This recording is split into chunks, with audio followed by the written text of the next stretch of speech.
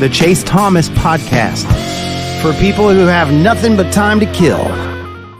They just rely top heavy on the lineup and hope that guys contribute. I mean, Tony Vitello's been saying that all season long. They need guys to contribute. Like, every guy's going to have his game, but you got to get production out of the middle of the lineup. And when you got a guy like Hunter Ensley there, it's a good spot for the Vols to be in. So, absolutely. Next up here, hot or not, Chaz Lanier has to be better than Dalton Knecht for the Vols to make the Final Four next season. What say you, sir?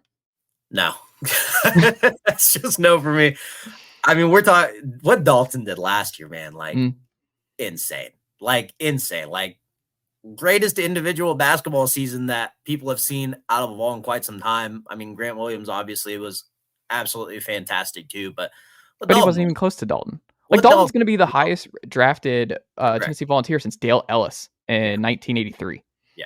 This guy's a lottery pick. He was fantastic, putting up 40 points a game. Like, to expect that Lanier is going to be as good as Dalton Knecht, I'm not going to say it's a pipe dream. Obviously, he's very efficient on offense, but it's just so unlikely that you're going to get something like that again.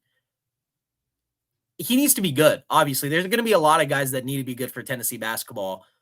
But I think the big thing that we saw towards the end of the season, and especially in that final game against Purdue in the Elite Eight, is Dalton Knecht was spectacular.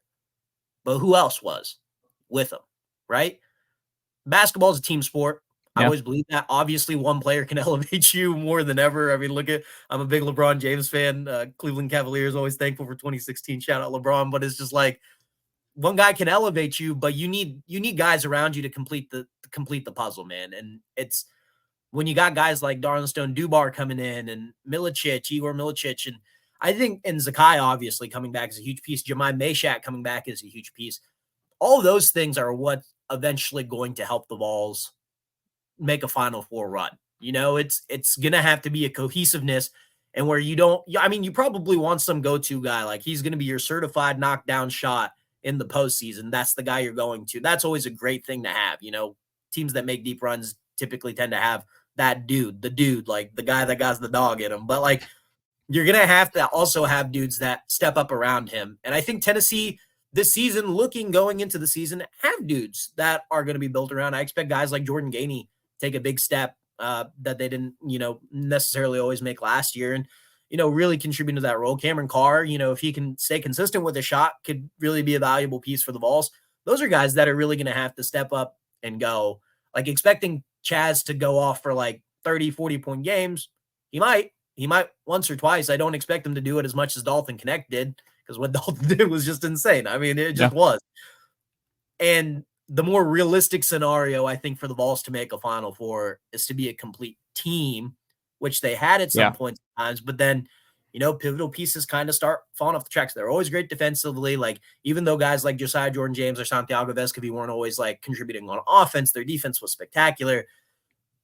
With all due respect to Jonas Adu, you saw him disappear sometimes, especially in that final game. And it's just like, that stuff can't happen. You have to have everyone contributing that time of year, because the best team's going to win. Yeah. And do you want to be the best team or not? It's not going to all be on Chaz Lanier. I think that's the best way of talking about it, is like, any Vol fan who's going into next year, like, hoping that you've struck lightning in a bottle twice with Dalton and Chaz. Like, it's just not fair expectations to put on Chaz. Correct. On the flip side, you did hold out the spot. Like, there was no plan B here. Like, they're going to have two open roster spots. It looks like maybe one if Rick Barnes gets a Tobe here in the late summer as a Kai type.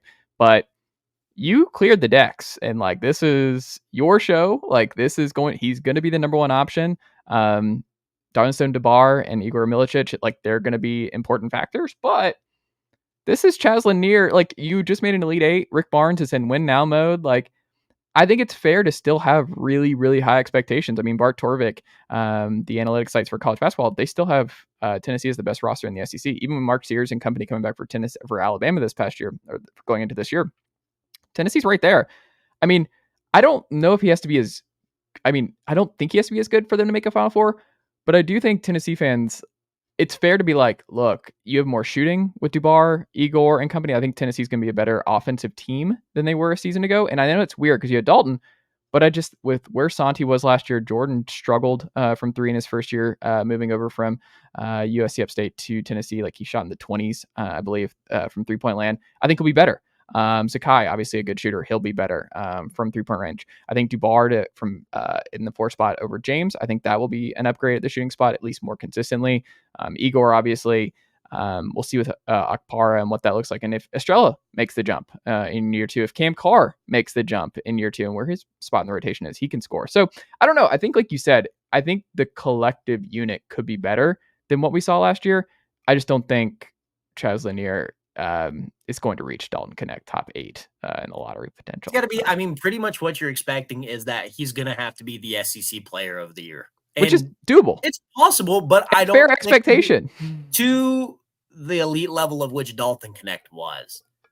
It's just not likely. Like, how many times do you see a guy that can come drop 35, 40 in a game as consistently as Dalton Knecht did? Like, literally any game you're thinking this guy could go off, and he could do it and like get most of his points in a half.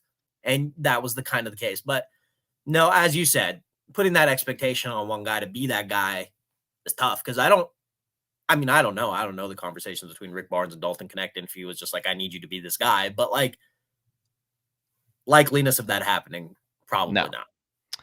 Final one here tonight, sir. This is, I think, the football fans who look. Nicely done, nephew. The Chase Thomas podcast. Hell yeah.